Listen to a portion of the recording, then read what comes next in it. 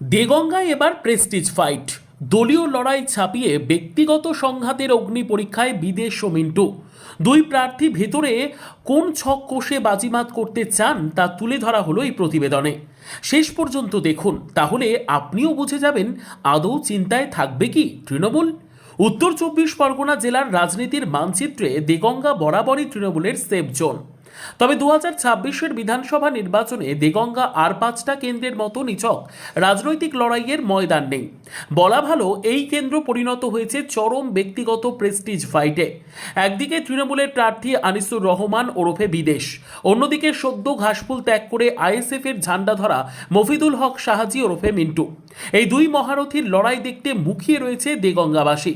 আসলে তৃণমূলের টিকিট না পেয়ে মিন্টু সাহাজির আইএসএফে যোগদান এই কেন্দ্রের সমীকরণ পুরোপুরি ওলটপালট করে দিয়েছে।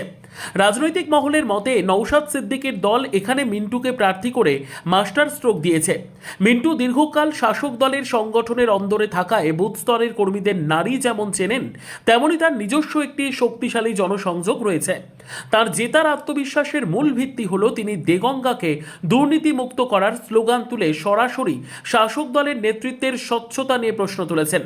মিন্টুর দাবি, মানুষ প্রতীকের চেয়ে এখন ব্যক্তির গ্রহণযোগ্যতাকে বেশি গুরুত্ব দিচ্ছে। আর আমার দীর্ঘদিন আমি যেভাবে চলেছি তারা জানে যে মিন্টু সাহাজি প্রকৃতির মানুষ। এই দীর্ঘদিন কাজ করার ফলে নিশ্চিতভাবে একটা মানুষের কারো না কোনো উপকারে আমায় লেগেছে, সে কম বেশি লেগেছে।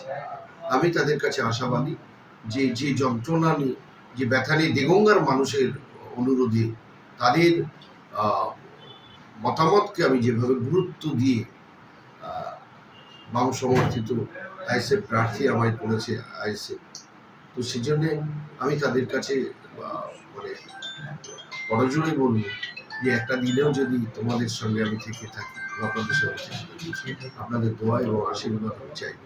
নিশ্চিতভাবে আমার দিয়ে কোনোদিন কোনো খারাপ কাজ হবে না। আমি যে মফিদুল হক সাহাজি, মিন্টু সাহাজি 93 সালে ছিলাম, আজও আমার কোনো পরিবর্তন হয়নি। ভবিষ্যতেও যেন পরিবর্তন আমার মধ্যে না আসে। আপনাদের ছিলাম, আমি আছি, আগামী দিনেও আপনাদের সঙ্গে থাকবো। পাল্টা হিসেবে তৃণমূল প্রার্থী আনিসুর রহমান বিদেশ নিজের ভূমিপুত্র ইমেজকে ঢাল হিসেবে ব্যবহার করছেন। তার যুক্তি, যারা ক্ষমতার লোভে দলবদল করেন তাদের মানুষ যোগ্য জবাব দেবে। জেতার ব্যাপারে বিদেশের বড় শক্তি হলো সরকারি প্রকল্প ও উন্নয়নের খতিয়ান। তিনি দলের অভ্যন্তরীণ সমস্ত ক্ষোভ মিটিয়ে তিনি স্থানীয় নেতাদের নিয়ে একজোট হয়ে ময়দানে নেমেছেন। এমনকি আগামী দিনে বড়সড় যোগদান কর্মসূচির ইঙ্গিত দিয়ে তিনি মিন্টু শিবিরের মনোবলে ধাক্কা দেওয়ার কৌশল নিয়েছেন। তবে তৃণমূল প্রার্থী বিদেশকে নিয়ে নানান মন্তব্য ছুড়ে দিয়েছেন আইএসএফ প্রার্থী মফিদুল হক সাহাজি ওরফে মিন্টু।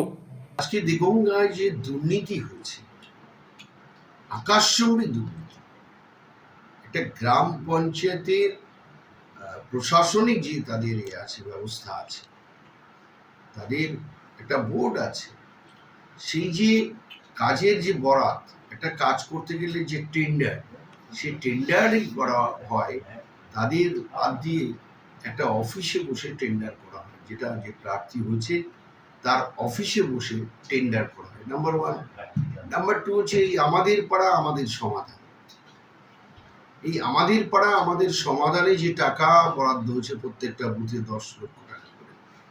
তো আমাদের যে দেগঙ্গায় 13টা গ্রাম পঞ্চায়েত আছে, প্রত্যেকটা গ্রাম পঞ্চায়েতের 2টো পঞ্চায়েত সমিতির অধীনে যে বুথগুলো আছে, সেই বুথের টেন্ডার করবে পঞ্চায়েত সমিতি, একটা পঞ্চায়েত সমিতির টেন্ডার করবে গ্রাম পঞ্চায়েত।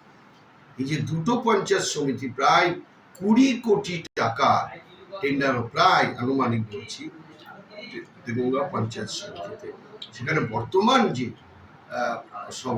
সভাপতি বা সভাপতি আছেন, তারা আগে থেকে ঠিকাদারদের কাছ থেকে পার্সেন্টেজ নিয়ে, কাটমানি নিয়ে তবেই তাদের কাজ দিচ্ছে। এক কথায় দেগঙ্গার যে দুর্নীতি হচ্ছে আকাশ ছোঁয়া, মানুষ সেটা দেখছে। কিন্তু এটা আমার কথা নয়, মানুষই বলছে। কাজের যে গুণগত মান, কোয়ালিটি অ্যান্ড কোয়ান্টিটি, মেটেরিয়ালস, সেই কাজগুলো হচ্ছে একেবারে অত্যন্ত খারাপ, অত্যন্ত খারাপ। তার কারণ কি? আমি আগেই তো কাটমানি নিয়ে নিচ্ছি, এই যে পঞ্চায়েত সমিতি আগেই তো পার্সেন্টেজ নিয়ে নিচ্ছে। তাহলে ঠিকাদাররা কিভাবে সেই কাজ করবে? দেগঙ্গার এই লড়াই এখন কার্যত মুসলিম ভোট ব্যাংকের সম্ভাব্য মেরুকরণের লড়াই হতে চলেছে।